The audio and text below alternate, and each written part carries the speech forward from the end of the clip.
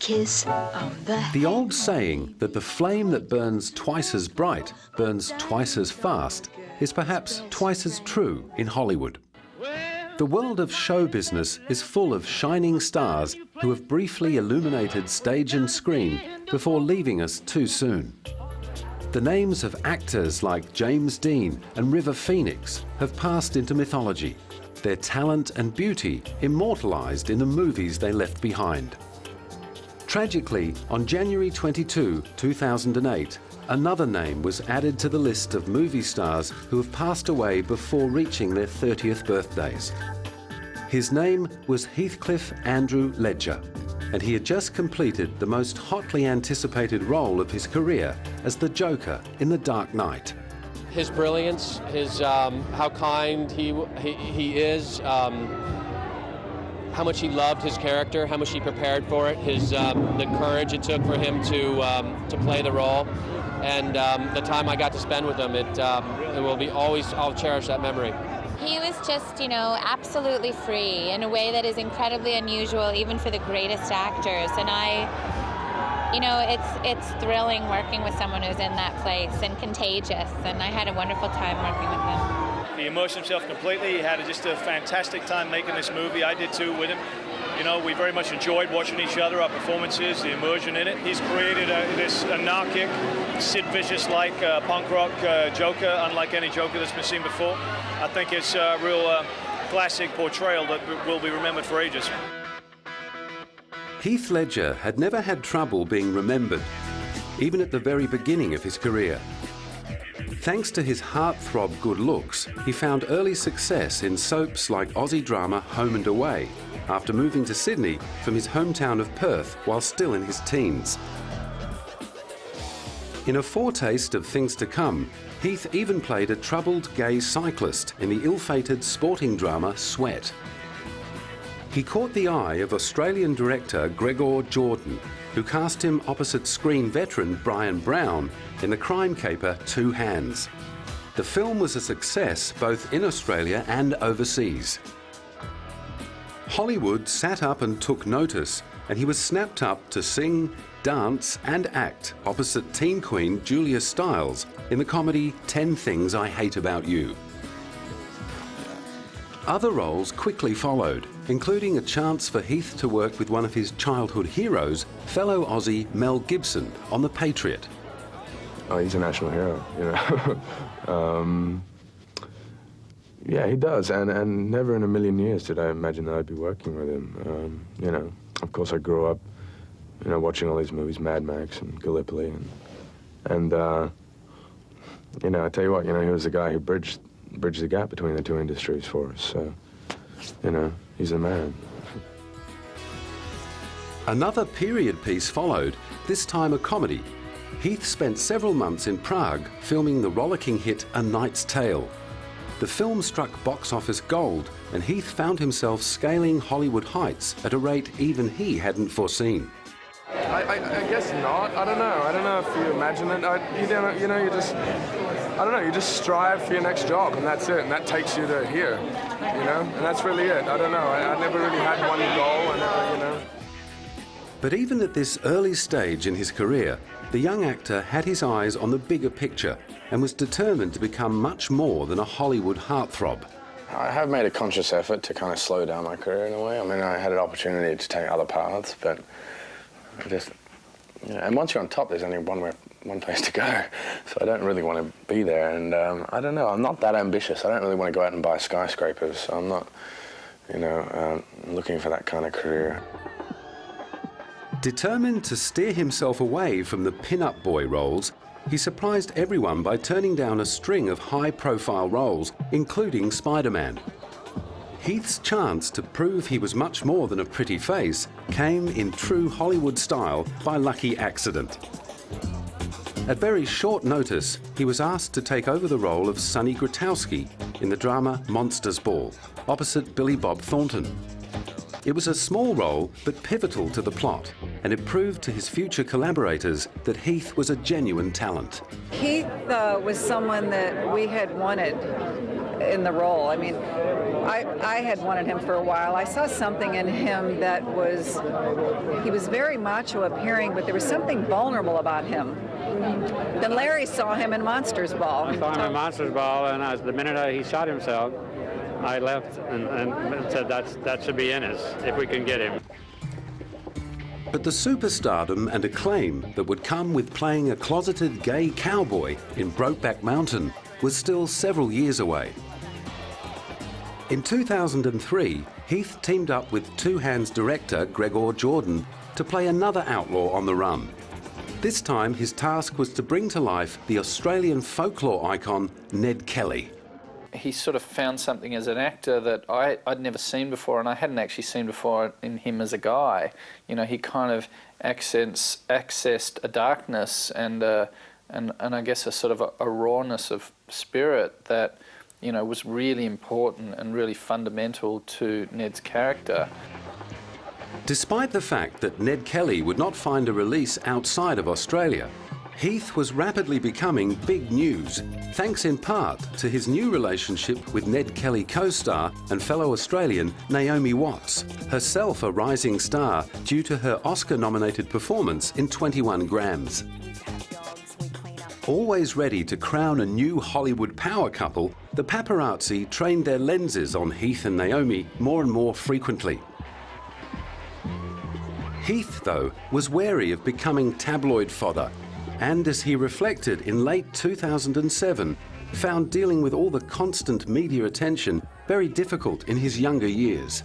What's harder is you know, growing up through your development kind of years, like in front of the spotlight, so to speak. Like, you know, when you're in your late teens, early 20s, I think you could relate to this too. We're very impulsive and rebellious and you know, and so therefore I was very much that way and very defensive and very guarded about my personal life and it's just as anyone would be at that age, you know, and so, you know, I was just as anyone else, any other guy during that stage of his life was, except for in the media, you know, in front of the public eye, and so it was documented, my development as a human being. In his determination to take only the roles that interested him, Heath proved again and again that fame and fortune were way down on his priority list. In 2005, he turned down the title role in Oliver Stone's big-budget epic Alexander.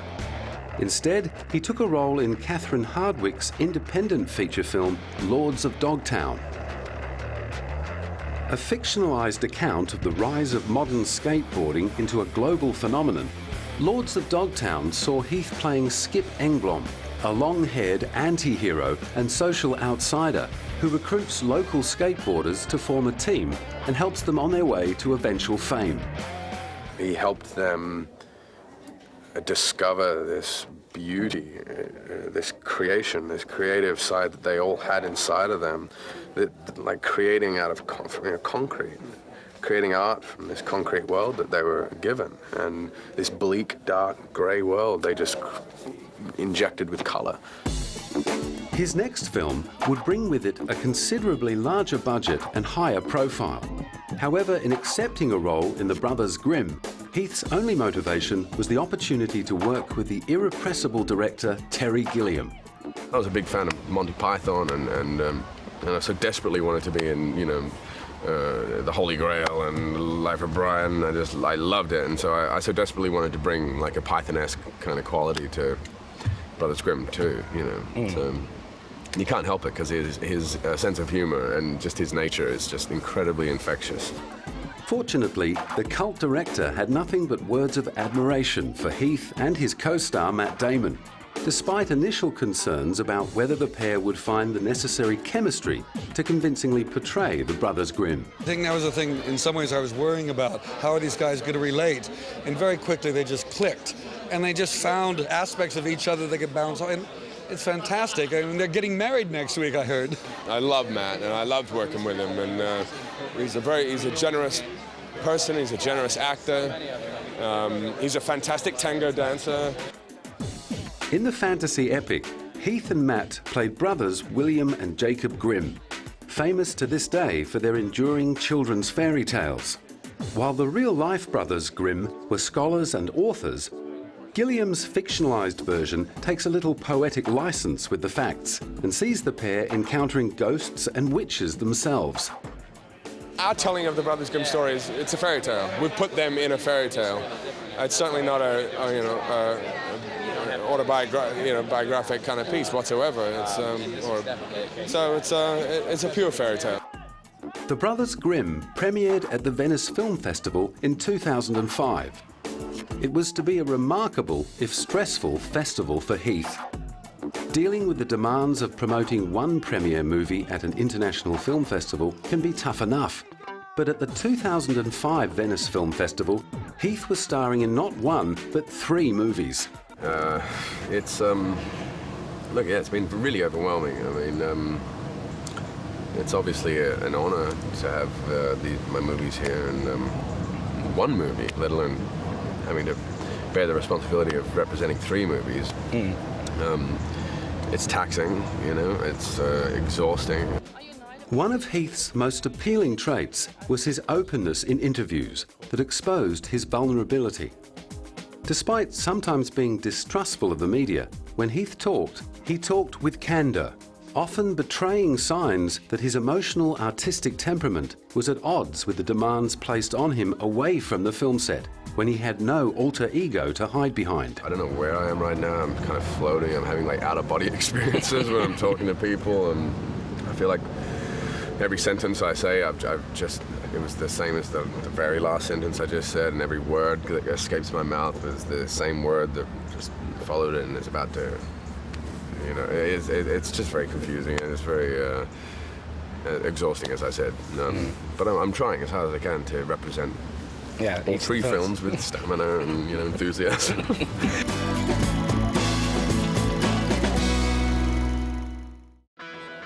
As well as the Brothers Grimm, Heath had another big-budget commercial movie making its debut at Venice in 2005. Also a period piece, this film was a good old-fashioned romp in which Heath would play history's most infamous seducer, Casanova.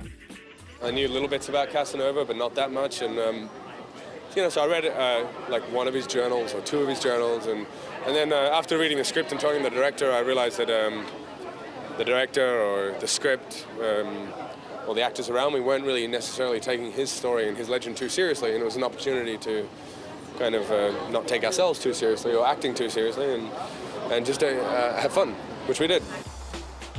Directed by the Oscar-nominated Lasse Hallström, Casanova put Heath's matinee idol looks to devastating effect as he swashbuckled his way through 18th century Venice, leaving a trail of broken hearts in his wake. Despite Casanova's reputation as a ladies' man, Heath's research found that there was more to the character than meets the eye. He was a very diverse person, character. He was a jack of all trades. I think he was a smart man. He considered himself a philosopher, an artist, a musician.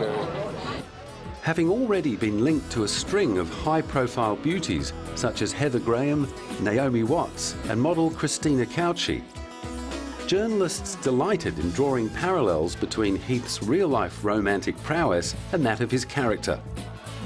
But Heath was quick to distance himself from the comparisons.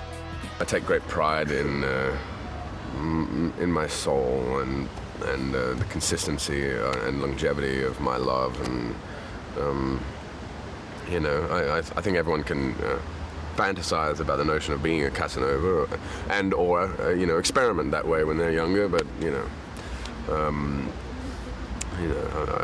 certainly not at that place now in my life, so. At that moment in his life, Heath was in a long-term relationship with the woman who would become the mother of his child, Michelle Williams. Heath fell in love with Michelle when they worked together on Brokeback Mountain, the third film that Heath found himself representing at Venice that year. Starring together in the Ang Lee epic transformed both their lives and went on to effect a much wider impact than its producers ever thought possible. My life certainly changed from making Brokeback Mountain because I met... annoying, right?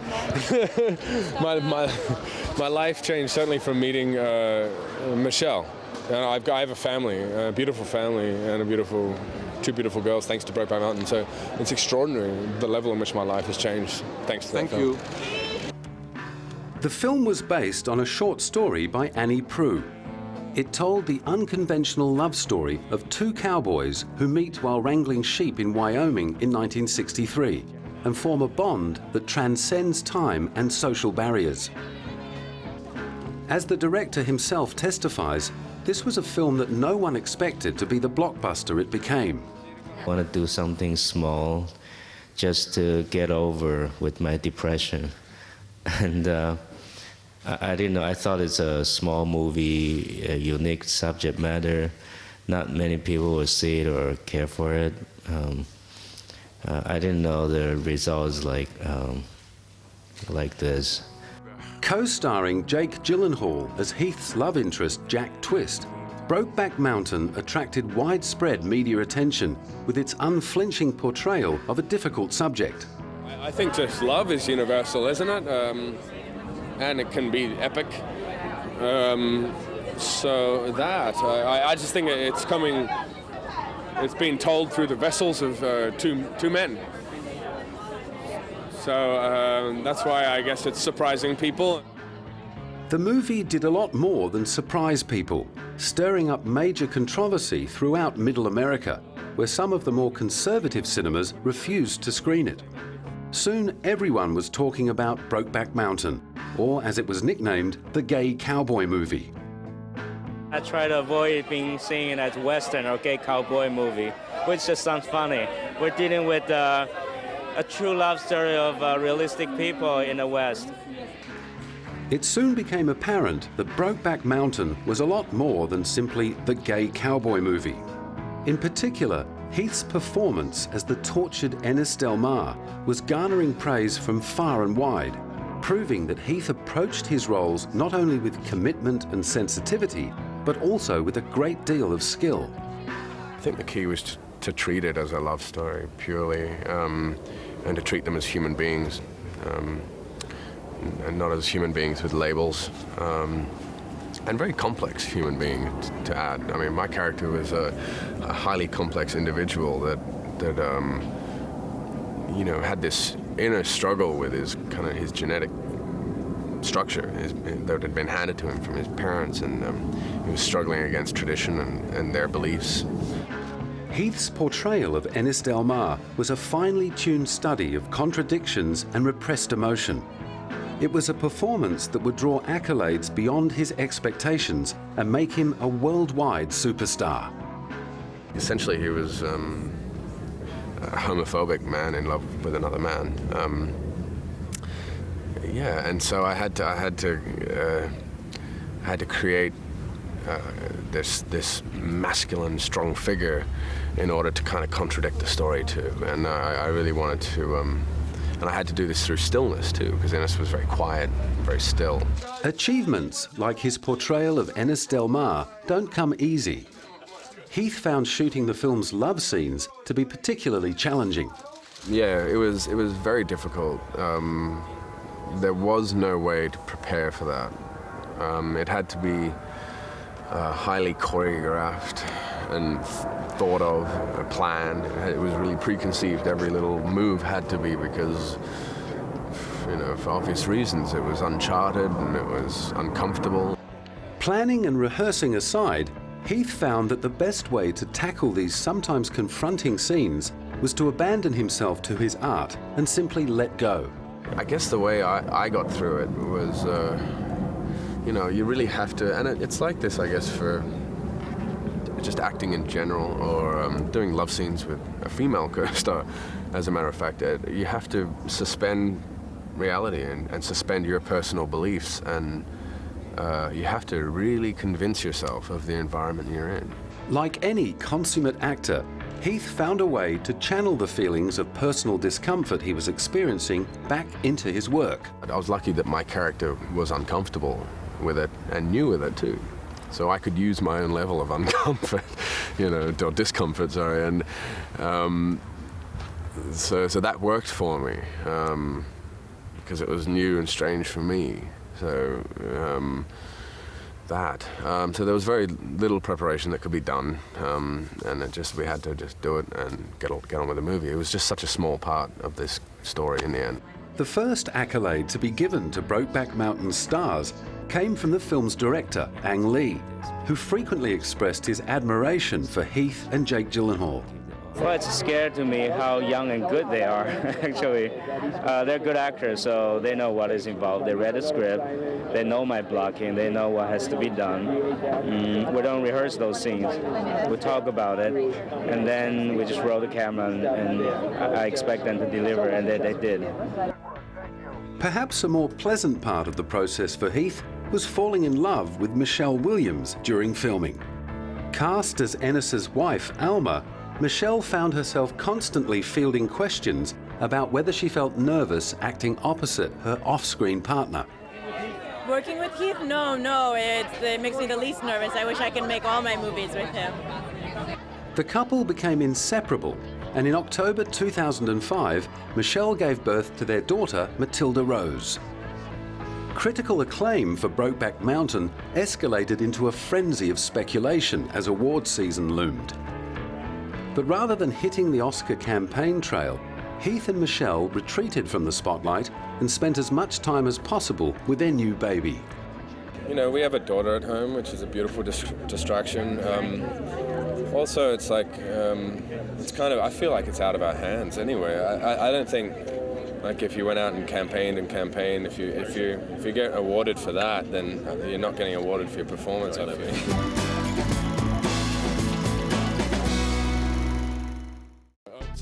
Honours and awards were coming thick and fast for Heath. In early 2006, the Santa Barbara Film Festival singled him out for a special award for Breakthrough Performance of the Year. When I saw Brokeback back in September, actually, at Telluride Film Festival, I thought his performance was breathtaking.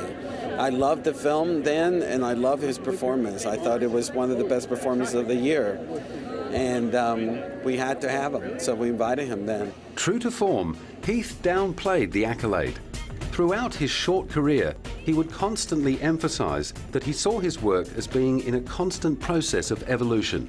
I guess I still feel like I'm breaking through, and me personally, I don't think I ever want to feel like I have broken through and are on the other side. I want to continue to strive for better, and but it's obviously an honor, and this is really overwhelming.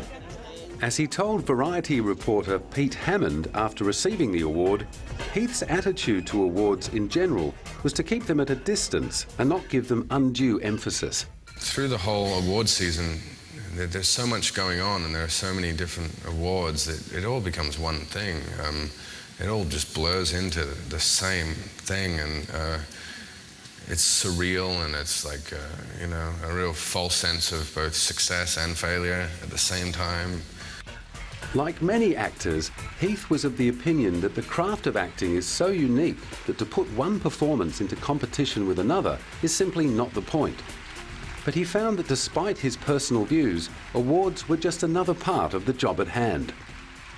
You're being thrusted into competitions, and a race, and you're looking left and right, and all your competitors are actually competing in different sports, and you're all starting at different places, and you're not ending at the same line, but you're all in the same race. You don't want to be in a race, but you are, and but tradition, deems it important, and therefore it's a great honor for us, and we're very grateful for it. But I don't know, I think we're kind of trying to get through it, stay calm and relaxed, and then it'll probably sink in later. The fact that he and Michelle were both contending with the same ordeal strengthened their bond. Both of them received Oscar nominations for their roles in Brokeback Mountain. Heath for Best Actor and Michelle for Best Supporting Actress. The best part and the easiest part of this whole season is the fact that we've had each other's hands, you know, and it's been easier because we've been making it about each other and focusing on attention. It's much more enjoyable when it's about Michelle for me. The film gathered a total of 8 nominations at the 2006 Academy Awards, winning 3 for Best Score, Best Adapted Screenplay, and Best Achievement in Directing for Ang Lee. Heath Ledger in Brokeback. Heath didn't end up walking away with the statue, losing out to Philip Seymour Hoffman in Capote. But that didn't stop the scripts and offers from flooding in. However, after having 3 films released in a year and enduring a particularly grueling awards season, he was ready to start taking it easy. I'm in no hurry to go out and work right now. I think once this is all over and it calms down, Michelle, Matilda and I are moving to Europe, and we're actually getting out and we're going to travel around for a year. And I haven't worked in a year, and I'm not planning to work for another year if I can. I'm just going to grow my belly and, and bounce my daughter. Despite his best intentions, however, Heath found it hard to lead a quiet life. As Brokeback Mountain was premiering around the world, he came under scrutiny for his relationship with the media, with claims surfacing that he had allegedly spat at photographers. The claims were never substantiated, and Heath's own comments point to a much more relaxed attitude to dealing with the press. I've kind of developed a more diplomatic way of viewing it all and handling it, and I'm certainly more relaxed with it all. And but I don't, the photographers following you and all that kind of stuff.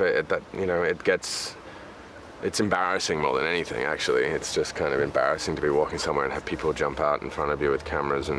But instead of kind of getting aggressive, I've taken the approach of actually getting to know them. Despite this, certain members of the Australian paparazzi clearly weren't interested in getting to know Heath. At Brokeback Mountain's Sydney premiere, several photographers squirted him with water pistols, apparently in retaliation to his alleged spitting.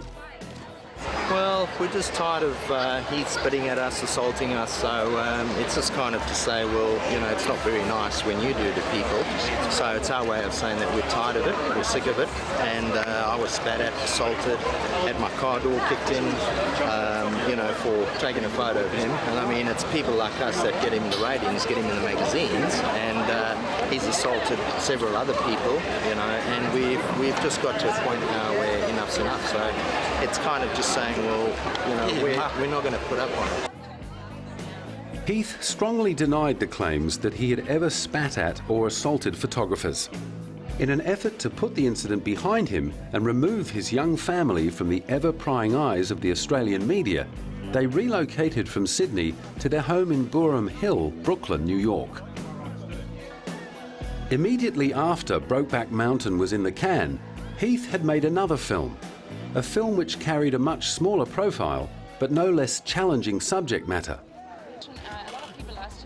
The debut feature for Australian theatre director Neil Armfield, Candy, saw Heath go from cowboy to heroin addict. I don't know, I don't think we went out, certainly not to make a political message. I like the fact that the movie doesn't glorify heroin. I think it shows the result of heroin and its use and how it can destroy situations, love. Candy is the tough and at times shocking story of Dan and his girlfriend Candy, played by fellow Australian Abby Cornish, whose lives descend into living hell because of their dependency on heroin. As usual, Heath stepped outside his comfort zone for some gritty research on the subject. We met up with a few people. There was a gentleman that I spent time with who's has been and still is a junkie. He's been a junkie for like 25 years. And he taught us how to use all the paraphernalia and not on ourselves. He actually had a prosthetic arm well, originally they were designed for medical use, training nurses and stuff like that. But they had one at this clinic where they teach kids how to actually inject drugs safely. Go figure. In the case of Candy, Heath ensured that everyone involved in the production could benefit from his sometimes grisly research. And so he's taught us how to find the vein and the angle to slip the needle in, and so, and then we just watched him, observed him a lot. Abby and I, we filmed him and we made a little movie, documentary thing that we handed out to the production design team and the art department and Jeffrey Rush and just anyone else who needed to see someone shoot up heroin. Despite the rumours of addiction to prescription medicine which surfaced after his death, and theories that Heath's drug use had driven a wedge between himself and Michelle, while filming Candy, the closest parallel Heath could draw to the ravages of drug addiction was his one-time vice, cigarettes. I used to be a smoker. I was addicted to nicotine, so I could relate to it on that level, I guess. But it's also like what I was always thinking of, or would think of, is like if you're really, really parched or if you're really, really thirsty and you need a drink of water, it's kind of a very similar kind of urge. It's like that instinctual. It's like in your blood. You need it or else you're going to die. That's what I've been told. So. It became apparent after Heath's death that drugs may have played a bigger role in his life than anyone but those closest to him might have realised. As Heath's own story has shown, even prescription drugs can be just as dangerous as anything illegal. I mean, I don't think it changed my view of people who are addicted to drugs. I'm definitely, I feel really sorry for them. It's a deep, dark hole. Yeah, but there's nothing we can really do about it. Unfortunately, it's their battle. Sadly, it is only with hindsight that we know of the personal battle Heath may have been fighting. But drugs were not the only aspect of Candy's subject matter that Heath found confronting. I think I did more crying off camera, like it really, knowing that I had my daughter growing inside, my girl. It was definitely uncomfortable holding a little prosthetic baby and looking at it all bloody, and it wasn't very nice. Heath's next film would explore considerably lighter themes than the dark undercurrents exposed by Candy. Directed by Todd Haynes, I'm Not There used 7 different actors to portray different aspects of the personality of cult singer-songwriter Bob Dylan. Although they did not share any screen time, Heath's girlfriend Michelle also appeared in the film, which takes place across several different decades of Bob Dylan's life. I gotta say, it was fantastic. I'd never done anything like it. I'd never played anybody like that before. I'd never played anybody who was so out and out glamorous, and it was exciting, like the hair, the makeup, the wardrobe, the wig, the costume fittings. It was kind of thrilling. And my part is so small, so I didn't have to endure it all the time, which is probably why I liked it even more. What's my final question? Heath's interest in I'm Not There stemmed in part from his fascination with another enigmatic musician, Nick Drake. Heath aspired to direct films as well as act in them, and Nick Drake's story was one he found especially resonant. For the longest time I was obsessed with an artist by the name of Nick Drake. He died in the 70s, 1975 at the age of 25. Suicide. And I was obsessed with his story and his music, and I pursued it for a while, and still have hopes to kind of tell his story one day, but it kind of died away, faded away, because he was a very mysterious figure, and I felt like I would be taking too many liberties.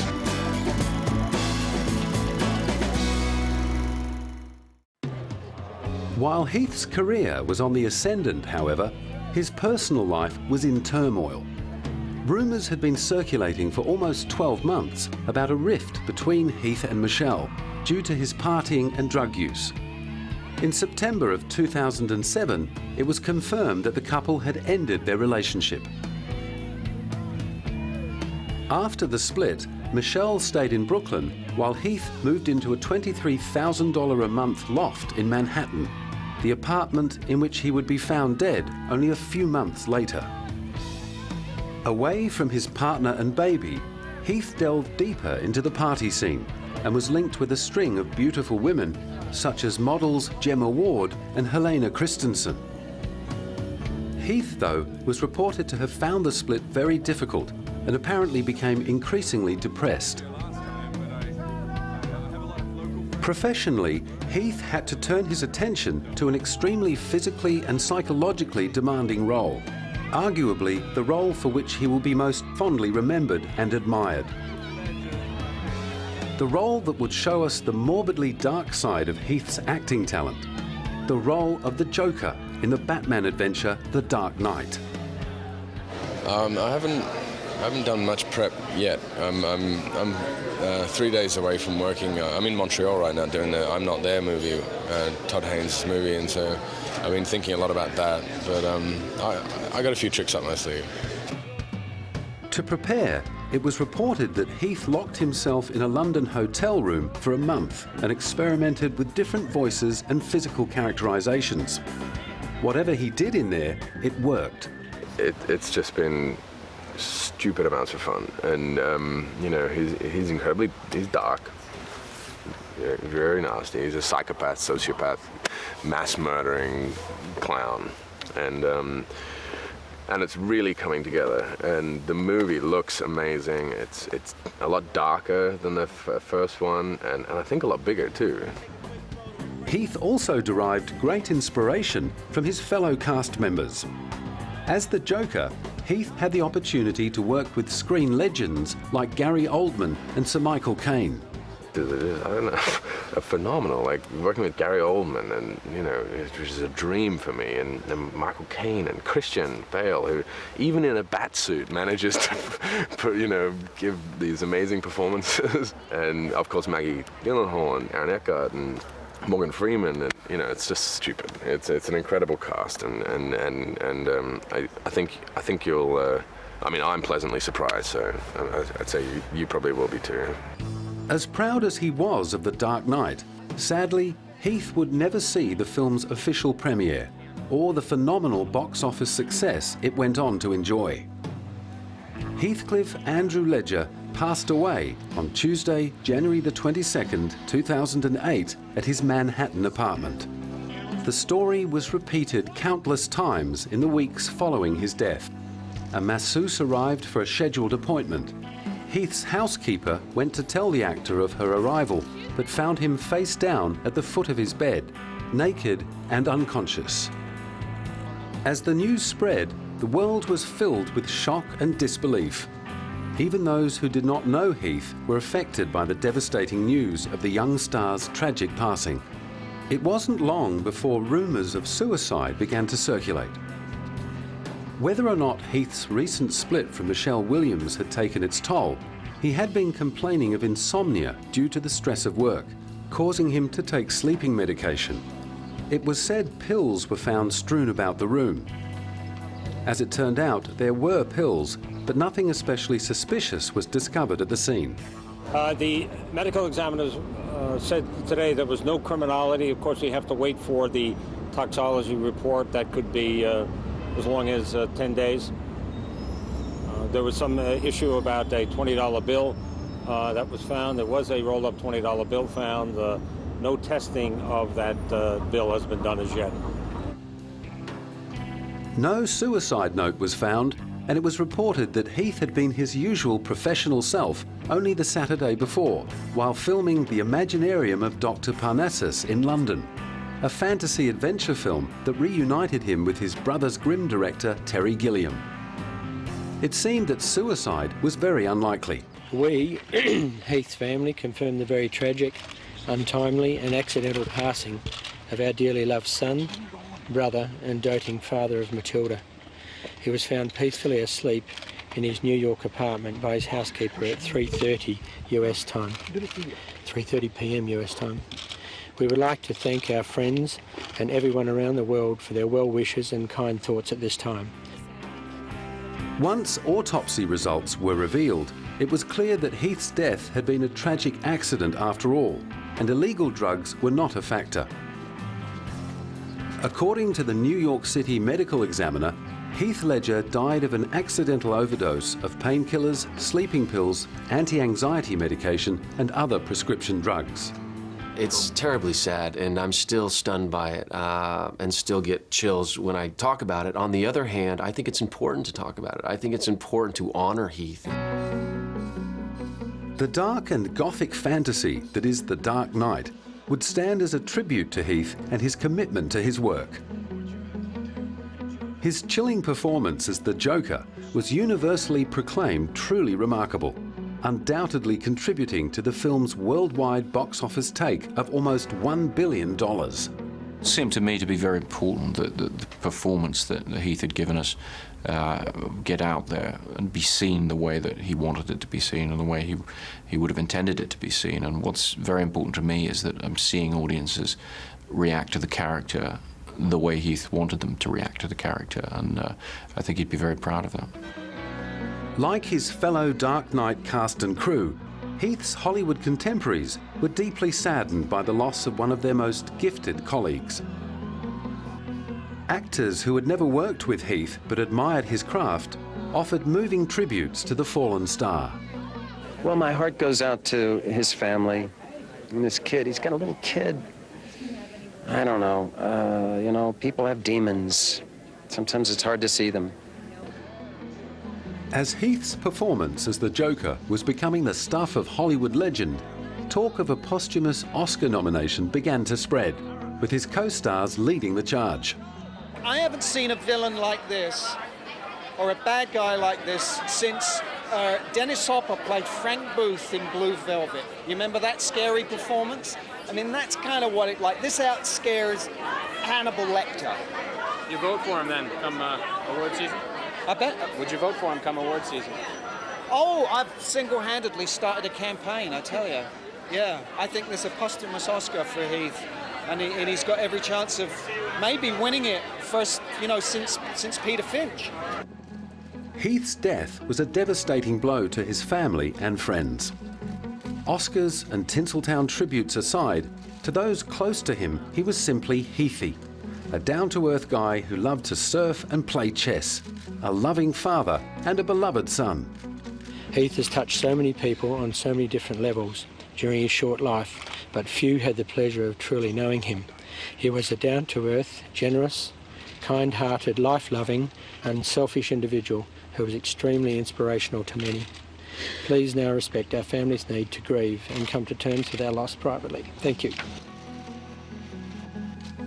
After a memorial service at Penrose College in Perth, with a eulogy read by his friend and I'm Not There co-star Cate Blanchett, Heath was cremated on February 9 at Fremantle Cemetery. As the sun went down, the mourners swam in the ocean at Cottesloe Beach, one of Heath's favourite hangouts.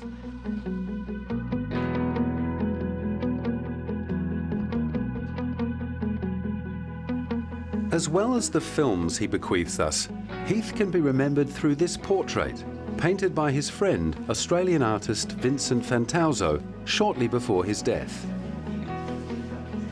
Entered into the Archibald Prize for Portraiture in 2008, the work was voted most popular painting in the competition. Heath's been a friend of mine for 5 or so years, and I've been kind of trying to convince Heath to sit for a portrait for a while. And this year he felt comfortable enough with himself, and he rang me up and asked if I want to do it now, so I quickly jumped on it and flew down to Perth where he was staying, and that's where we did our sittings.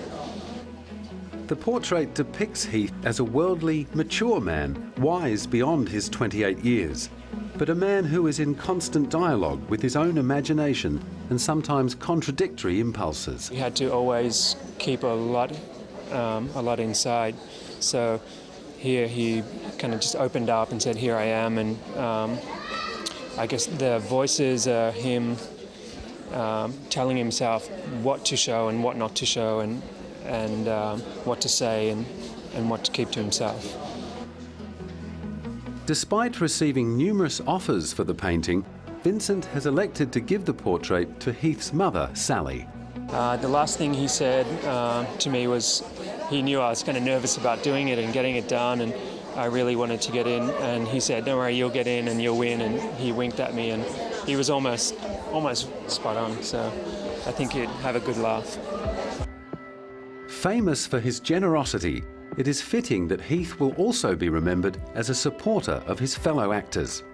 A scholarship has been established in his name to assist young Australian actors trying to make it in Hollywood. Well, it's a scholarship that's in Heath Ledger's name. It's going to be a certain amount of money each year, and you know, actors are going to be invited to apply for this thing, and there's going to be some sort of selection process, and one of them's going to be chosen, and they're going to be given an amount of money to cover their living expenses, you know, whilst they're here, sort of, you know, trying to survive as a, you know, an emerging, talented young Australian actor in Los Angeles. You know, I think it's reflective of Heath Ledger's amazing career and the way that he. That he shaped it and how it changed. And I didn't have the honour of meeting him personally, but he's definitely paved the way for young Australian artists like myself.